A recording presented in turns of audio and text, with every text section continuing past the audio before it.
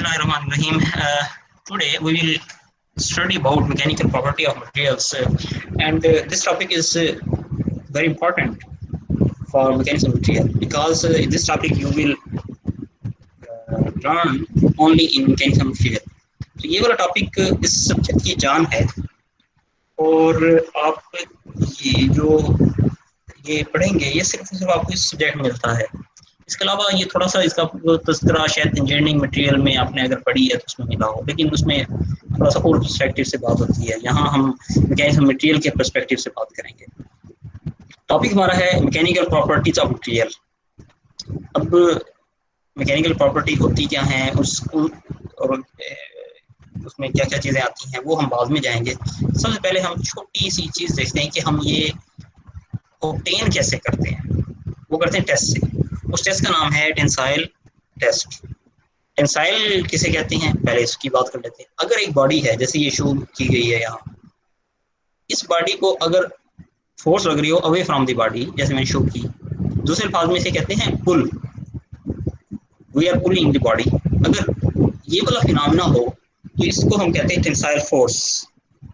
Tensile force की वजह से जो स्ट्रेस प्रोड्यूस होगी उसको कहते हैं टेंसाइल स्ट्रेस।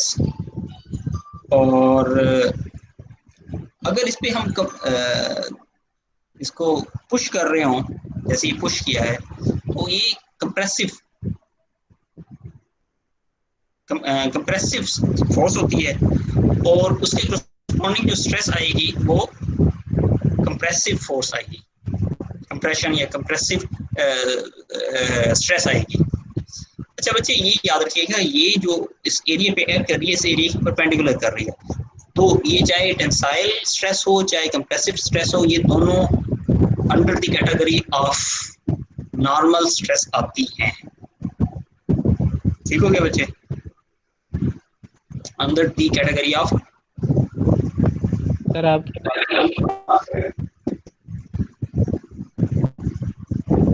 आपके आवाज में डिस्टॉर्शन बहुत ज्यादा हो रही है। आई थिंक पीछे फैन चल रहा है, मैं ये हैंड फ्री यूज कर रहा हूं। सर आप वो कैमरा कर लेना। सॉरी सर आपके कैमरा लैपटॉप का ऑन था इसलिए हो रही है डिस्टर्बिंग। कैमरा ऑन होने की वजह से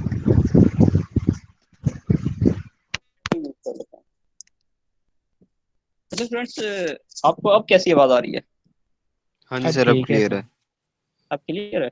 वो शायद और पीछे सर फैन एक चल रहा बात और सर के जुम्मे से ना थोड़ा सा पहले फ्री कर दीजिएगा। लास्ट टाइम जुम्मा मिस हो गया था सर, 1 बजे 1:15 था तो वो मिस हो गया था। जुम्मा कितने बजे था आपका? 1:15 बजे सर। 1:15 बजे। चले मैं कोशिश करूँगा। हाँ जी थोड़ा सा। तो कब तक एंड करनी चाहिए क्लास फिर? सर 12:50 पे या इसी तरह करीब करीब कर दीजिएगा, क्योंकि 1 बजे फिर 1 से ऊपर टाइम हो गया था लास्ट टाइम, तो थोड़ा सा फिर वो मिस हो गया था सर। बाकी अच्छा रूममेट्स बच्चे, आप लोगों को मैं बताऊं, मैं अभी वजू करके आया हुआ हूँ और मैंने खुद इधर तैयारी पहले कर ली है। बहरहाल आपकी बात सही है, अच्छा मैं इस चीज़ का ठीक ख्याल है रखूंगा। सर, इस बार कर ले सर, हम भी फिर अगली बार से वजू करके बैठेंगे। Thank you. अच्छा तो नहीं, वैसे भी मैं इसकी केयर करूंगा, मुझे इसका आइडिया है। ये हमारा वो है इस्लाम का मामला है, तो इस पे हमें केयर करनी चाहिए। अच्छा बच्चे, मैं ये बताना चाह रहा था कि ये जो हम पढ़ने लगे हैं आज मैकेनिकल प्रॉपर्टी, ये इस सब्जेक्ट की जान है। और ये होती क्या है उस पर बाद में जाते हैं। सबसे पहले हम ये देखते हैं हम इसको फाइंड कैसे करते हैं, हमें ये मिलती कैसे हैं। उसके लिए हम कुछ टेस्ट करते हैं। अब वो टेस्ट होते हैं टेंशन टेस्ट या कंप्रेशन टेस्ट।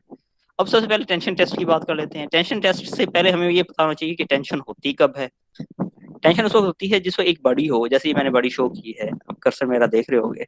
अगर इस पे हम पुलिंग फोर्स लगा रहे हो तो जो पुलिंग फोर्स होती है वो away from the body show होती है और उसको हम टेंसाइल फोर्स कहते हैं। इस टेंसाइल फोर्स को अगर मैं इस क्रॉस सेक्शन एरिया पे डिवाइड कर दूं तो वो हमारे पास टेंसाइल स्ट्रेस आ जाएगी। ठीक हो क्या? क्योंकि force over area is stress, रफली स्पीकिंग है, ये प्रिसाइज डेफिनेशन नहीं है, जस्ट मैथमेटिकली मैं बता रहा हूँ आपको। दूसरी तरफ अगर हम आते हैं और अगर पुश कर रहे हैं हम एक चीज को, body towards force towards the body है तो उसको हम कहते हैं कंप्रेसिव फोर्स। और कंप्रेसिव फोर्स को अगर आप डिवाइड कर दें इस क्रॉस सेक्शनल एरिया से तो जो हमारे पास वैल्यू आएगी वो आएगी कंप्रेशन या कंप्रेसिव स्ट्रेस। और मैं ये बता रहा था कि ये दोनों चाहे टेंसाइल स्ट्रेस हो चाहे कंप्रेसिव स्ट्रेस हो ये दोनों under the category of normal stress आती हैं।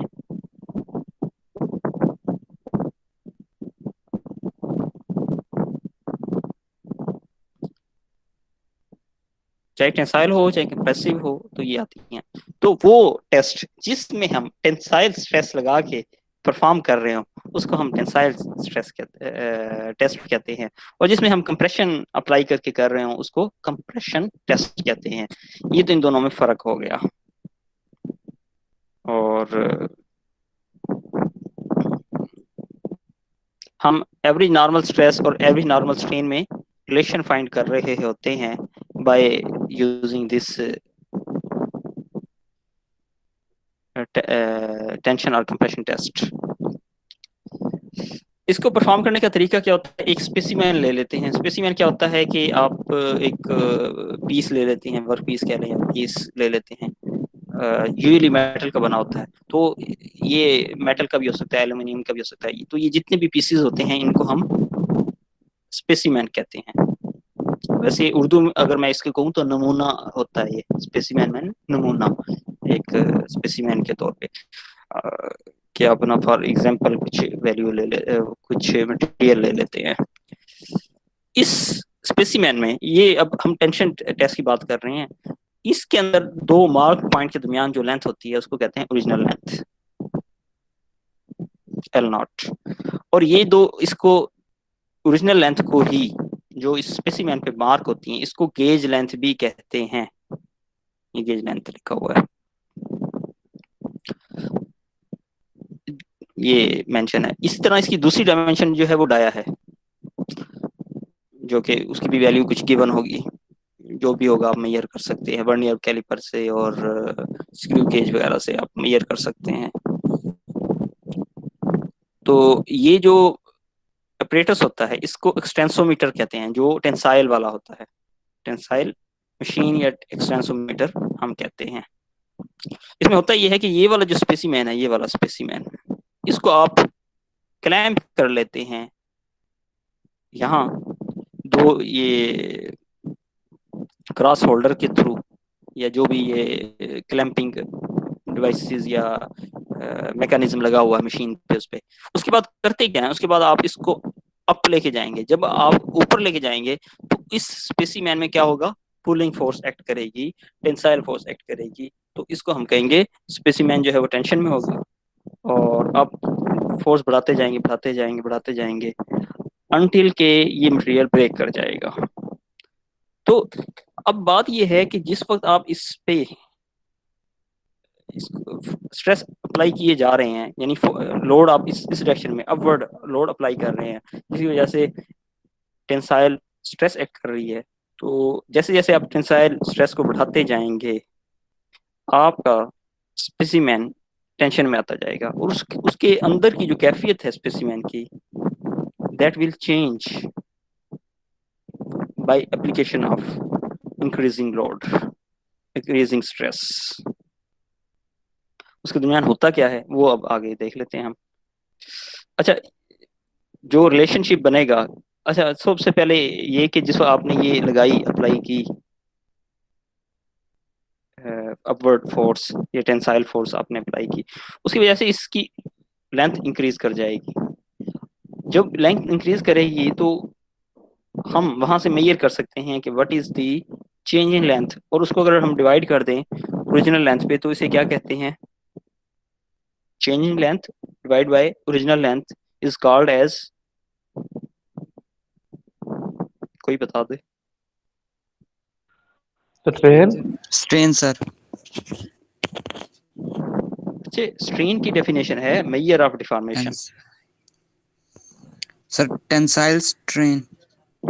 हाँ, अब आपने सही कहा कि फिर उसकी वजह से क्या होगा, टेंसाइल स्ट्रेन प्रोड्यूस होगी और उसको हम एप्सिलॉन से शो करते हैं।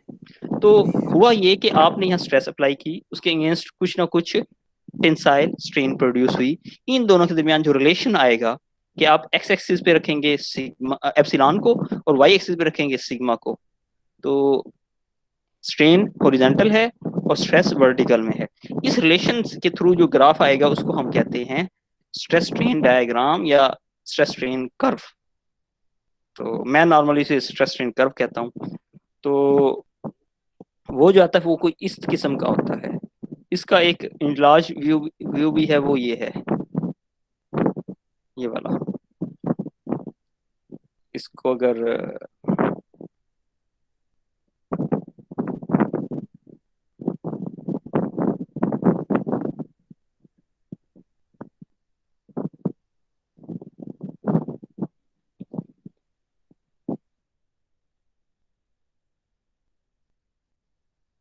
की वैल्यू बढ़ाई, स्ट्रेन की वैल्यू भी बढ़ती गई और इनके दरमियान एक लीनियर रिलेशन रहा, मतलब एक स्ट्रेट लाइन बनी इनके दरमियान, और वो इस पॉइंट तक है, up to this proportional limit.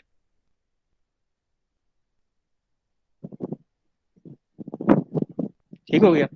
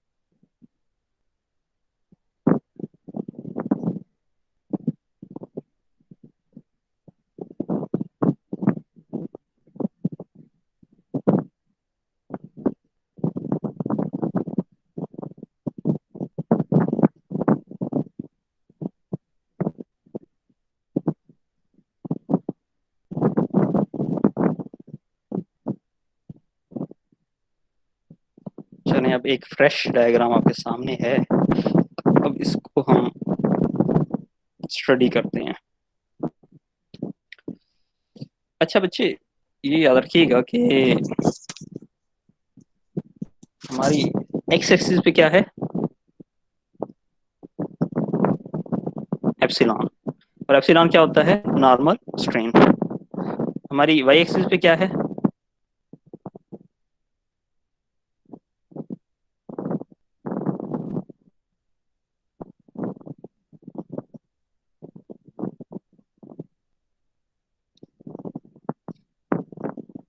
Sigma, जो कि नॉर्मल स्ट्रेस है।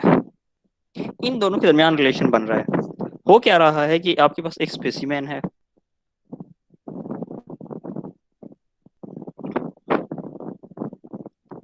आप इस पे एक force, normal force P apply कर रहे हैं, जिसके नतीजे में इसमें स्ट्रेन प्रोड्यूस होगी। अब इस स्ट्रेस और स्ट्रेन के दरमियान जैसे जैसे आप ये बढ़ाते जा रहे हैं पी की वैल्यू, वैसे वैसे सिग्मा की वैल्यू बढ़ रही है और करस्पॉन्डिंग एप्सिलॉन की वैल्यू भी बढ़ रही है। और इनकी बढ़ते बढ़ते बढ़ते ये यहाँ इस पॉइंट तक आ जाती है। अब ओरिजिन से इस पॉइंट तक, जो कि प्रोपोर्शनल लिमिट वाला पॉइंट है, इस तक इनके दरमियान एक लीनियर रिलेशन होता है, एक स्ट्रेट लाइन होती है। उसके बाद ये लाइन कर्व में तब्दील हो जाती है। कर्व का मतलब ये है कि नॉन लीनियर बिहेवियर है, from proportional limit to elastic limit. ये पहले इलास्टिक लिमिट का पॉइंट आया, उसके बाद यील्ड स्ट्रेस का पॉइंट है। ये इतने करीब होते हैं, कभी कभी इनको डिस्टिंग्विश करना बड़ा मुश्किल होता है और ये एक ही कंसीडर भी हो जाते हैं कुछ जगहों पे। लेकिन कंसेप्चुअली अगर बात की जाए तो ये पहले इलास्टिक लिमिट आती है और उसके बाद यील्ड आती है।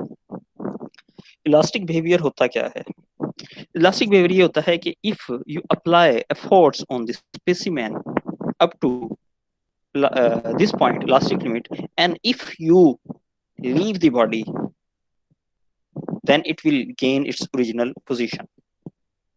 अगर आप एक बॉडी पे फोर्स अप्लाई करते हैं अप टू इलास्टिक लिमिट और उसके बाद उसको फोर्स लगाना बंद कर देते हैं और उसको आज़ाद कर देते हैं, तो वो वापस अपनी ओरिजिनल शेप में ओरिजिन पे आ जाएगा। इस बिहेवियर को कि आपने उसको डिफॉर्म किया लेकिन वो दोबारा अपने उसमें आ जाता है, इस बिहेवियर को हम कहते हैं इलास्टिक बिहेवियर। और इस रीजन को हम कहते हैं elastic region. Up to elastic limit point हम क्या कहते हैं इसको, इलास्टिक रीजन। इसके अंदर दो किस्म के हैं रिलेशन, एक प्रोपोर्शनल लिमिट और दूसरा नॉन लीनियर। जो प्रोपोर्शनल लिमिट है ये, इसमें एक रिलेशन मिलता है हमें, और वो रिलेशन है about Young's modulus. Young's modulus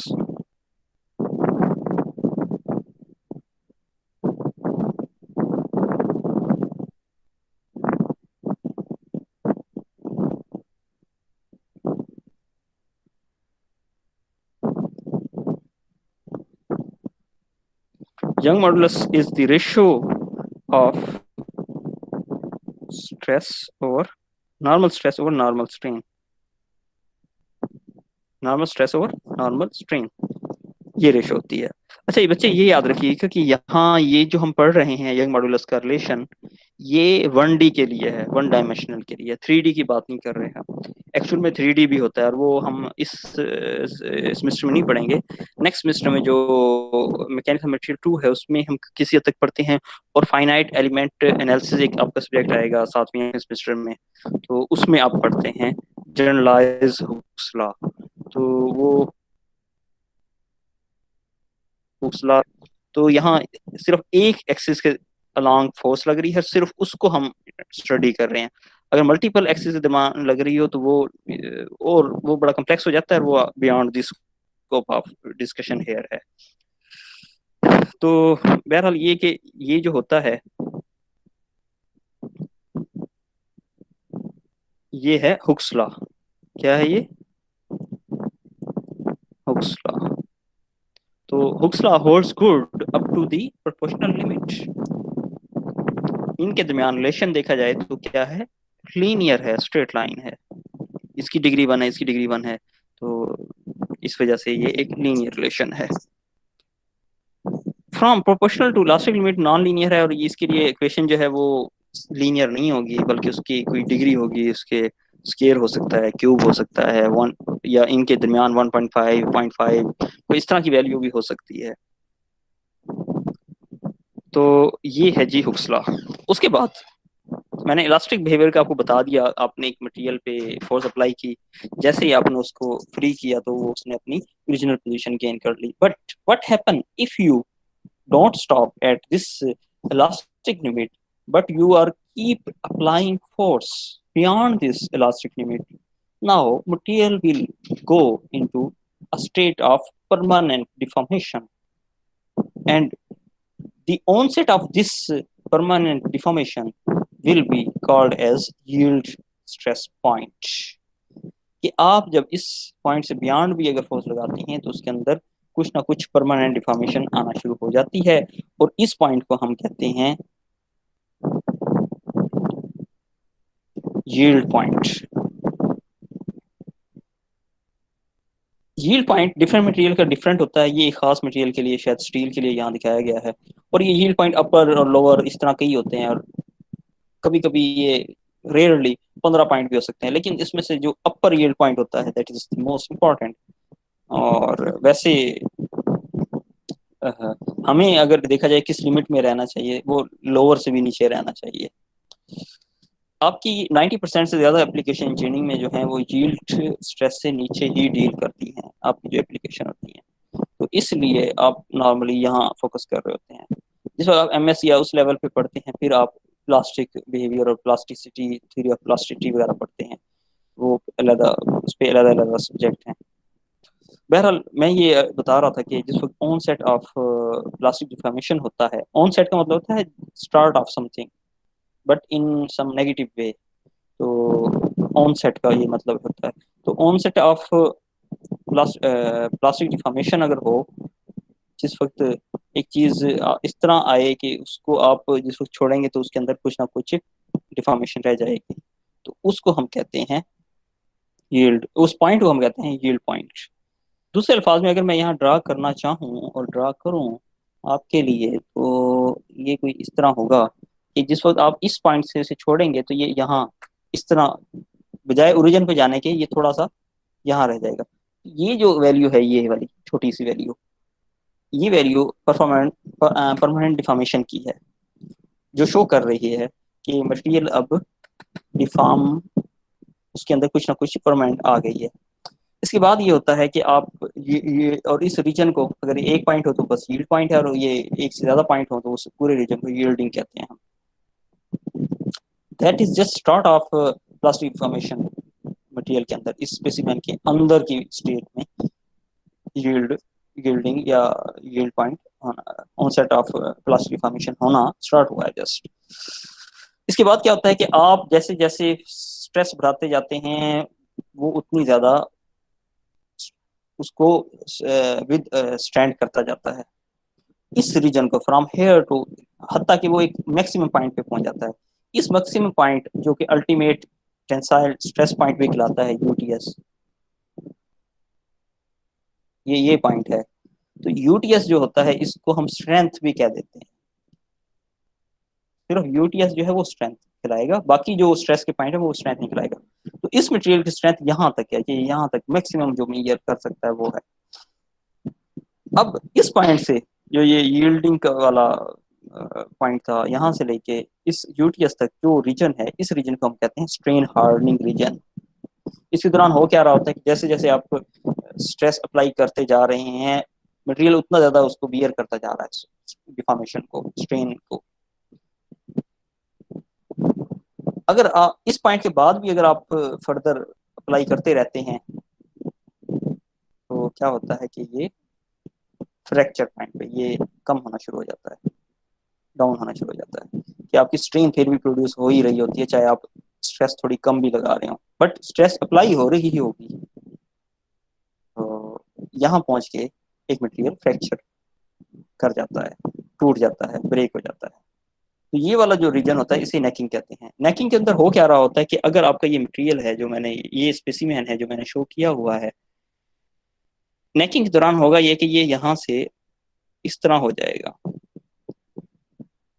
कि आपकी ये सिर्फ नेक बन गई है, नेक रह गया, यहाँ से ये वो हो गया। इसको अगर मैं आपको शो कराऊं डायग्राम में, अगर मुझे मिलती है diagram, yes hopefully I will have. जैसे अगर आप ये देखें, यहाँ ये नेकिंग प्रोड्यूस हो गई है, और जब फेलियर होता है ये बिल्कुल ज्यादा हो जाती है। तो ये वाला जो फिनोमेना हुआ ये नेकिंग कहलाता है।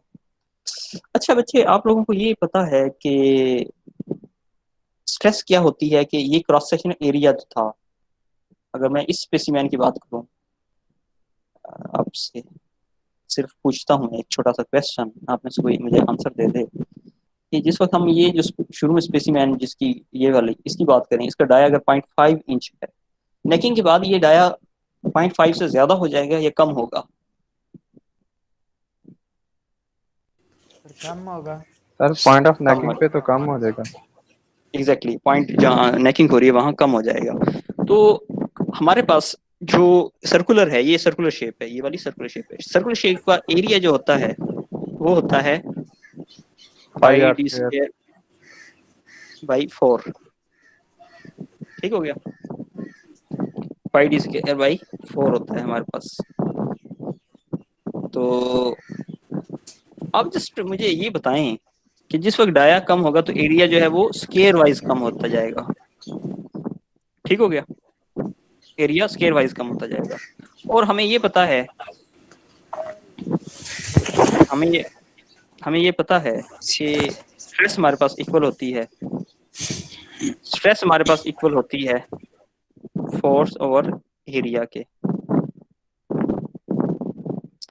अगर आप यहाँ जिस एरिया से डिवाइड कर रहे हैं वो इंस्टेंटेनियस लें, कि जैसे जैसे ये कम हुआ कम वाला एरिया लें, ठीक है, तो यानी फाइनल एरिया लें, तो क्या होगा, डिनोमिनेटर कम हो जाएगा।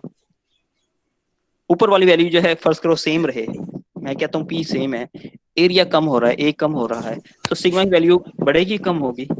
सर बढ़ जाएगी, नॉर्मल स्ट्रेस बढ़ जाएगा। बढ़ने की यस वजह सर। से जिस वक्त आप ग्राफ बनाएंगे वो ऊपर वाला ग्राफ बनेगा, ये वाला, तो ये जो ऊपर वाला ग्राफ है, ये जो आप मेरे कर्सर देख रहे हैं, इसको कहते हैं ट्रू स्ट्रेस स्ट्रेन कर्व या ट्रू फ्रैक्चर स्ट्रेस कर्व। इसे कहते हैं ट्रू स्ट्रेस स्ट्रेन कर्व, ऊपर वाले को। अगर यहाँ लिखूं तो ये क्या है, ट्रू, ये स्ट्रेस है, ये स्ट्रेन है, और आगे मैंने कर्व लिख दिया, ये है ट्रू स्ट्रेस स्ट्रेन कर्व। लेकिन अगर मैं इसको इंस्टेंटेनियस एरिया के बजाय जो शुरू में हमने एरिया लिया था इनिशियल ए नॉट, उस पर डिवाइड करूं तो क्या होगा, जैसे जैसे आप ये पी की वैल्यू कम कर रहे हैं तो ये कम होते होते ही नीचे आएगा ग्राफ। तो ये वाला ग्राफ जो नीचे वाला है, ये वाला नीचे वाला ग्राफ, इसको हम कहते हैं,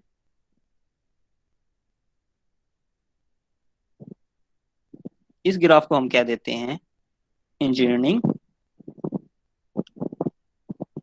स्ट्रेस स्ट्रेन कर्व।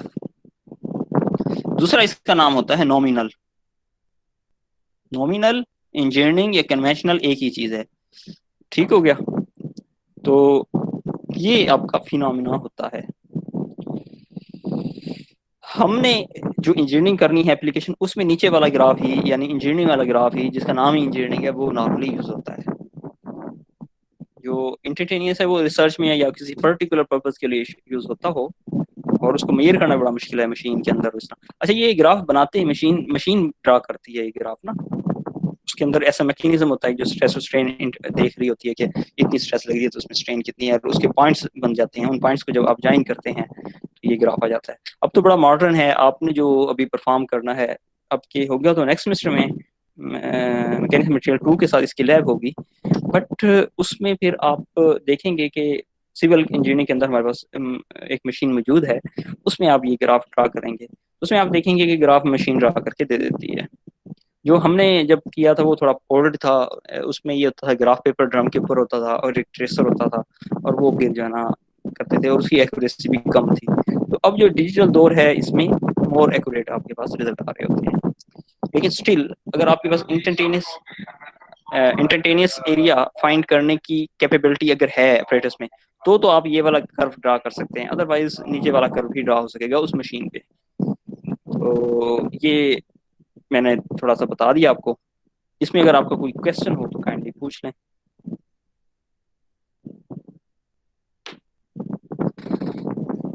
सर ये नॉमिनल का आपने जो बताया था ये, और जो ऊपर जो कर्व है, ऊपर जो बनी हुई है बिल्कुल, सर इसका थोड़ा सा क्लियर बता दें, ये थोड़ा सा मिक्स हो रहा है।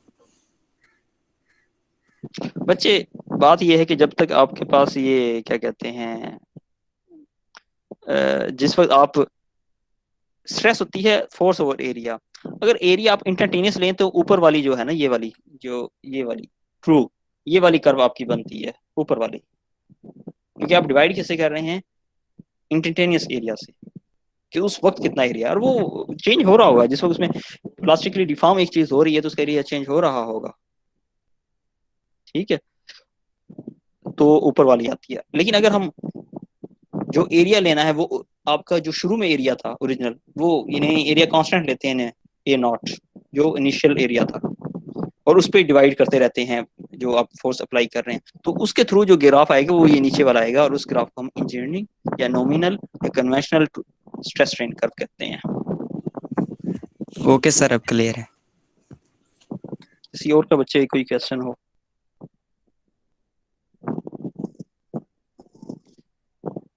बच्चे यहाँ अजान हो रही है, जरा 2 मिनट।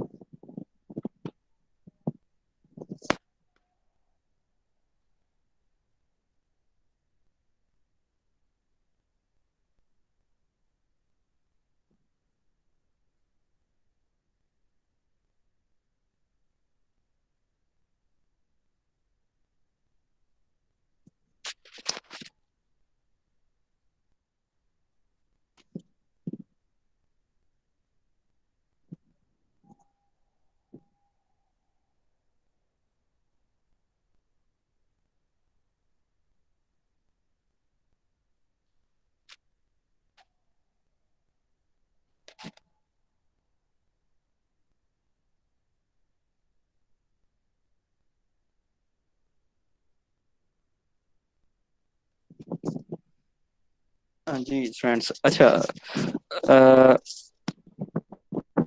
आपके पास स्ट्रेस स्ट्रेन कर्व, ये हमने बात कर ली नॉमिनल की भी और ट्रू की भी। अब थोड़ी सी एक चीज और है जो बताने वाली है, वो ये है कि वो स्ट्रेस स्ट्रेन कर्व जिसमें यील्ड पॉइंट आपको क्लियरली पता चल जाए, उसके बाद यूटीएस का पता चल जाए, उसके बाद फ्रैक्चर का, यानी ये डिस्टिंग्विश किए जा सकें, ऐसा जो मटेरियल होता है उसको हम कहते हैं डक्टाइल मटेरियल। डक्टाइल मटेरियल, तो डक्टाइल मटेरियल होता क्या है? वो मटेरियल, ये तो मैंने पहचान बताई कर्व के थ्रू, वैसे वो मटेरियल जो कि फ्रैक्चर से पहले स्ट्रेन एनर्जी को अब्जॉर्ब करने की सलाहियत रखता हो, that is called as ductile material. और ब्रिटल मटेरियल इसके अगेंस्ट होता है, इसके यानी अपोजिट अगर कोई टर्म आएगी वो आएगी ब्रिटल मटेरियल की। और ब्रिटल मटेरियल जो होता है वो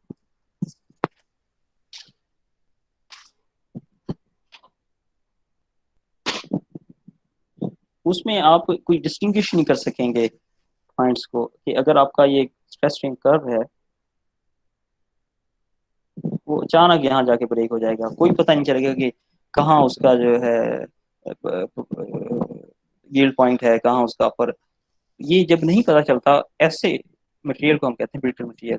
दूसरे अल्फाज में ब्रिटल मटेरियल वो होता है जो अचानक ब्रेक कर जाता है और वो energy before failure energy absorb करने की कैपेसिटी बहुत कम रखता है। इसकी मिसाल ये है कि आपके पास, अगर आपने चाक देखा हो स्कूल वगैरह में, अब तो ज्यादातर व्हाइट बोर्ड आ गए लेकिन इससे पहले चाक होते थे, अगर आप चाक को देखें और उस पर अगर कोई आप टेंसाइल फोर्स लगाएं तो वो फौरन ब्रेक कर जाता है।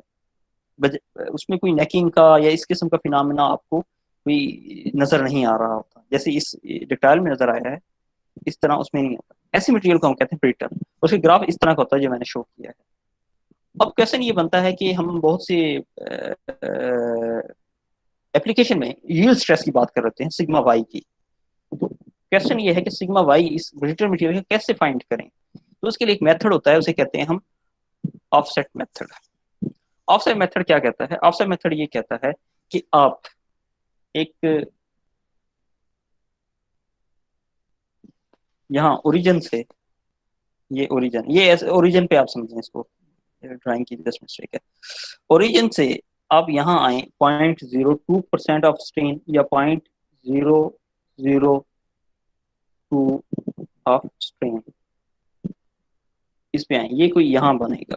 अगर आप एक लाइन ड्रा करें जो ये वाली लाइन के पैरेलल लाइन हो और इसमें से पास करे, वो जहाँ इंटरसेक्ट करेगी, यानी इस ये वाली ग्रीन लाइन ने, जो कि मैंने इसके जो शुरू में ट्रेंड था इस कर्व का, स्ट्रेट लाइन का था वो, उसके उस स्ट्रेट लाइन के पैरेलल मैंने एक लाइन लगाई जो कि 0.02 ऑफ स्ट्रेन में से पास करे और वो इंटरसेक्ट करे इस ओरिजिनल ब्लू लाइन को। जिस पॉइंट पे वो इंटरसेक्ट करेगी उस पॉइंट को हम कह देंगे सिग्मा वाई। तो ये वाला मेथड ब्रिटल मटेरियल के लिए यील्ड स्ट्रेस फाइंड करने वाला, इसको हम कहते हैं ऑफसेट मेथड।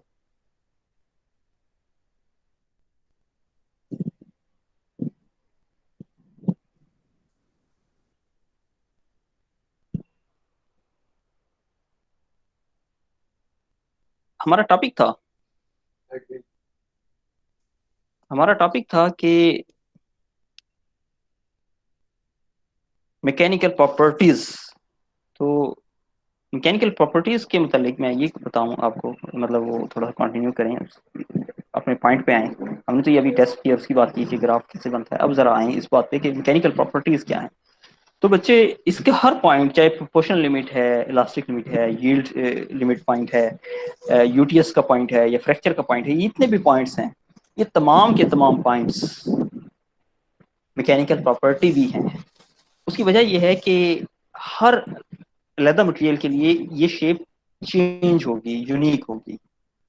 जैसे अब ये वाली जो शो की गई है स्टील के लिए है, और स्टील में भी डिफरेंट टाइप्स हैं। माइल्ड स्टील के लिए और होगा, कास्ट आयरन के लिए और होगा, और इसी तरह स्टील के डिफरेंट ग्रेड्स के लिए ये स्ट्रेस स्ट्रेन कर्व डिफरेंट होगा। तो अगर आपके पास कोई मटेरियल मौजूद है और आपको नहीं पता ये कौन सा मटेरियल है, आप उस पर बड़ा प्रिसाइजली, बहुत अच्छे तरीके से, कंट्रोल तरीके से आप ये टेस्ट परफॉर्म करें, उससे जो ग्राफ आए उसको मैच करें जो ऑलरेडी हमारे पास इंटरनेट पे या बुक्स में या कहीं मौजूद हो, ग्राफ सीरीज ऑफ ग्राफ, उससे मैच करेंगे कि ये कहाँ मैच करता है। जिसके साथ वो मैच करेगा इसका मतलब मटेरियल वो है। तो दुनिया ने बड़ी तरक्की कर ली है और इसकी चीजें तो इस तरह यानी आप आइडेंटिफाई भी कर सकते हैं मटेरियल को।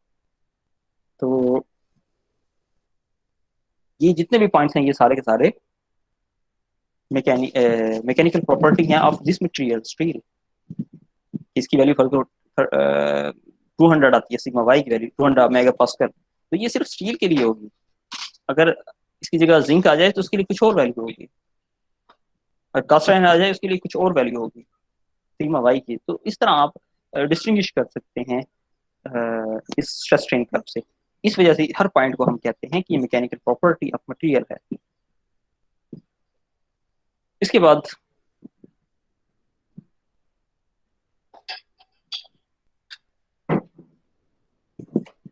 हम ये ज़रा देख लेते हैं, ये स्टील के लिए उसने बात की है और इसको ज़रा अगर हम देखें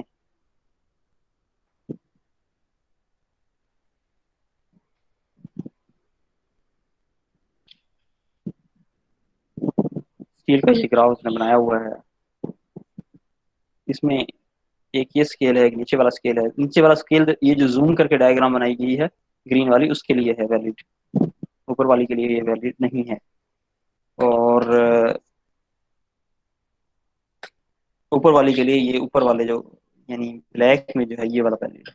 तो यहाँ आप जब देखते हैं इसको तो पता चलता है कि अपर यील्ड पॉइंट कितना आ रहा है 38 और लोअर यील्ड पॉइंट कितना आ रहा है 36 और प्रोपोर्शनल लिमिट ये पॉइंट है, प्रोपोर्शनल लिमिट का ये आ रहा है कि कोई 35 3। तो इस तरह होता है। इसी तरह आपका अगर ये कार्बन की कंटेंट परसेंटेज चाहे माइन्यूट सी है वो बढ़ती जाए स्टील के अंदर तो उसका जो शुरू वाला बिहेवियर है वो किस तरह वेरी करता है वो इस तरह है। इसमें स्प्रिंग वाला जो है इसकी सबसे ज्यादा आएगी। तो ये बिहेवियर है हार्ड स्टील मशीन स्टील।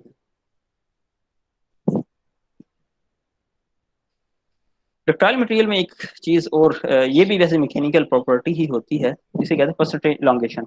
ये आपकी जो आपने आखिर में जस्ट बिफोर फ्रैक्चर जो इलांगेशन हुई, ठीक है, length at fracture L F minus L naught और एल नॉट, इसे कहते हैं परसेंटेज इलांगेशन कि ये कितना स्पेसिमेन ने इलांगेट किया है। ये भी मैकेनिकल प्रॉपर्टी कहलाती है। इसी तरह एरिया में रिडक्शन होती है। एरिया की रिडक्शन जो है उसका ये है original area minus area at fracture point divide by original area into 100। ये परसेंटेज रिडक्शन इन एरिया है और इसकी माइल्ड स्टील के लिए टिपिकल वैल्यू 60 तक आ रही है और माइल्ड स्टील के लिए ये वाली वैल्यू जो परसेंटेज इलांगेशन की ये तकरीबन 38% तक आ रही है। तो शो किए गए हैं। ये ऑफसेट मेथड मैंने आपको ऑलरेडी बता दिया है कि कैसे करते हैं।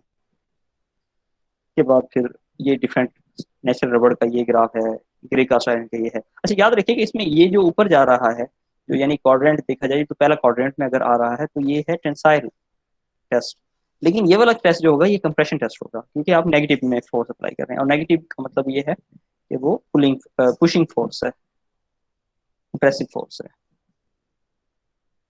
और जब आप कंप्रेशन करते हैं तो उस वक्त ये मटेरियल इस तरह हो जाता है, इस शेप को कहते हैं बल्ज आउट होना। और इसी तरह ये कंक्रीट के लिए उसने शो किया है ये ग्राफ। ब्रिटल मटेरियल की हम बात कर चुके हैं, ब्रिटल मटेरियल में अचानक जाके वो ब्रेक हो जाता है। अच्छा एक चीज ये थी कि आपने एक चीज पे वो लोड लगाया, यानी मैं पीछे जाता हूँ वहां से समझाता हूँ।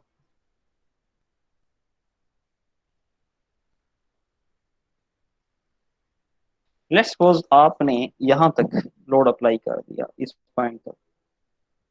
जब आप इस पॉइंट से छोड़ेंगे तो ये इस तरह वापस आएगा। इसमें से जो रिकवर हुआ है एरिया वो ये है, ये वाला एरिया रिकवर हुआ है यानी वापस ओरिजिनल शेप गेन की है। तो ये वाला जो एरिया है ये असल में प्लास्टिक बिहेवियर जो उसके अंदर मौजूद था वो उसने वापस दे दिया और यहाँ से यहाँ तक जो है ये इसके अंदर परमानेंट डिफॉर्मेशन रही है। ये परमानेंट डिफॉर्मेशन रही है कि एक मटेरियल जिसको आप यील्ड स्ट्रेस से आगे ले गए फोर्स लगाते हुए किसी पॉइंट पे आप छोड़ेंगे तो फिर वो वापस तो आएगा लेकिन वो ओरिजिन पे नहीं आएगा, कोई इन बिटवीन सम पॉइंट पे आएगा। जितना उसके पास इलास्टिक वाला पार्ट होगा वो वापस दे देगा, और जो उसमें प्लास्टिक डिफॉर्मेशन होगी वो उसके अंदर रहेगी। बच्चे ये तकरीबन मैंने आपको कंसेप्टली कंप्लीट कर दिया है। इसमें अगर आपका कोई पॉइंट है, क्वेश्चन है, आप पूछ लें।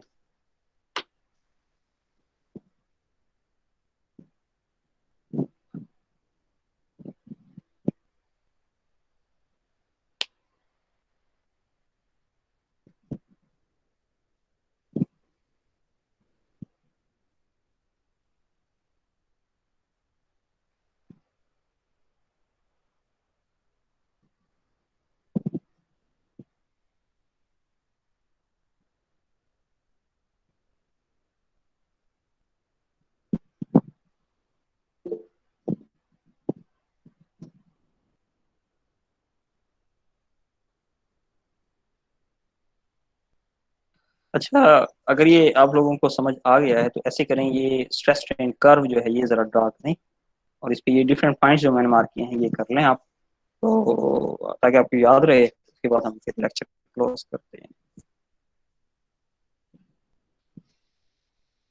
राइट डाउन कर लें आप लोग।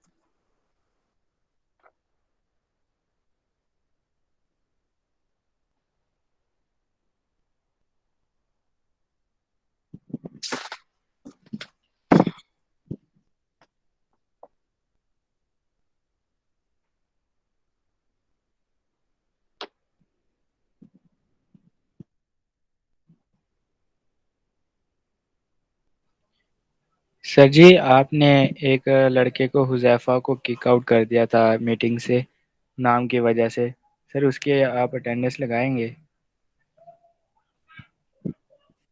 आज तो मैंने किसी को नहीं किया। सर वो फ्रेंड का मैसेज आया था, वो कह रहा था मैंने ऐड किया था, सर ने कहा था कि ना नेम की वजह से ना अपना नेम सही करो, फिर वो किक आउट हो गया, कर दिया था आपने, तो वो अगेन नहीं नहीं, ज्वाइन हुआ। मैंने नहीं किया था। नहीं नहीं, मैंने नहीं किया था। मैंने ये कहा था वो ज्वाइन कर ले। तो सर वो नेक्स्ट उसने टाइम से अगेन नेक्स्ट टाइम इसलिए नहीं किया। उसकी सर अटेंडेंस आज की फिर कर दें। बच्चे अटेंडेंस जो है वो ऑटोमेटिक है, आप ये देख लें। आपके पास ये सारा रिकॉर्ड आ रहा है अटेंडेंस का, इसमें जो है वो है, जो नहीं है वो नहीं। ऑटोमेटिक है ना अटेंडेंस।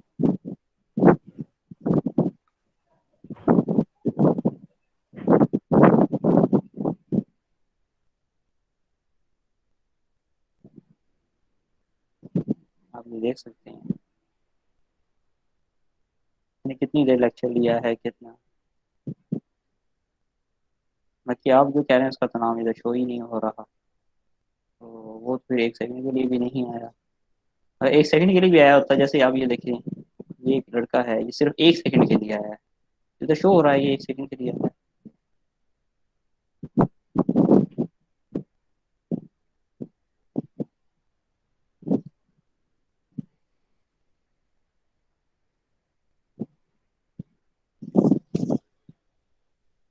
एक्सक्यूज मी सर, जुम्मे की दूसरी अजान हो गई है सर।